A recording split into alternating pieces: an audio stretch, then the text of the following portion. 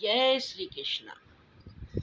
अभी कल ही हम सब ने कृष्ण जन्मोत्सव मनाया, तो मैंने सोचा कि क्यों ना कुछ कृष्ण के जीवन से संबंधित बात कर ली जाए, क्योंकि जब जब भगवान ने मानव अवतार लिया तो उनका जीवन भी कुछ आसान नहीं रहा, चाहे वो श्री राम हो या कृष्ण। तो आइए उनकी कुछ उनके जीवन के उत्तरार्ध से संबंधित कुछ कहानी पर गौर फरमाएं। हो सकता है हमें अपने जीवन को समझने में, उसको बिताने में कुछ मदद मिल जाए।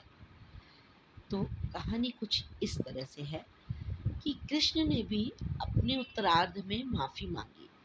हम मनुष्य भी अगर कहीं कुछ अपराध हो जाए तो माफ़ी मांग लेने में कहीं कोई छोटा नहीं हो जाता।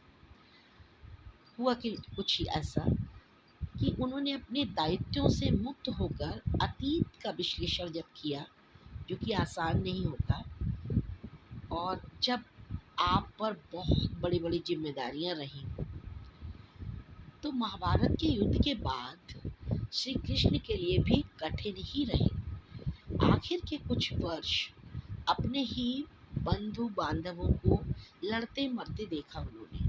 शापित रही द्वारका। वो तो ईश्वर थे, अपने जाने का आभास था उन्हें। तो एक दिन प्रिय उद्धव से चर्चा में उन्होंने कहा कि जब मैं देह छोड़ दूं तो क्या मेरा एक काम करोगे? उद्धव ने बहुत सोचा, फिर वो बोले, हाँ बताएं। तो उन्होंने कहा कि मेरे जाने के बाद कुछ स्त्रियों से माफ़ी मांग लेना मेरी ओर से। मैं गंभीर दोषी हूँ उनका। यदि मैं ऐसा करूँगा तो वो ग्लानि से भर जाएंगे। तो उद्धव की सहमति हो गई, और उनकी सहमति पर श्री कृष्ण ने कहा कि सबसे पहले आप माफ़ी मांगना रुक्मिणी से, जिसने मेरी व्यस्तता में जीवन भर बिना किसी चाह के मेरा घर परिवार कुल को संभाला और संवारा। अगर वो न होती तो द्वारका बिखर जाती, मगर मैंने न उसके हिस्से का प्रेम दिया न समय। उसके बाद माफ़ी मांगना सत्यभामा से, क्योंकि वो रूप गुण व्यवहार में इतनी प्रतिभाशाली है कि मैं उसकी प्रतिभा के साथ कभी भी न्याय नहीं कर सका। जीवन भर वो दूसरे स्थान पर ही रही, जबकि होना उसे शिखर पर था। तीसरी स्त्री है द्रौपदी। उसके साथ जो हुआ उसे मैं रोक सकता था, मगर नहीं रोका, चाहे चीरहरण हो या युद्ध। चौथी स्त्री कर्ण की भार्या वृषाली, जिसके वीर पति को छल से मारना पड़ा मुझे। वो जीवित होता तो आज स्थिति ही अलग होती। पांचवी और अंतिम है उत्तरा, जिसके पति अभिमन्यु की परिणति का आभास था मुझे, मगर अर्जुन के लिए मैंने उसे नहीं बचाया।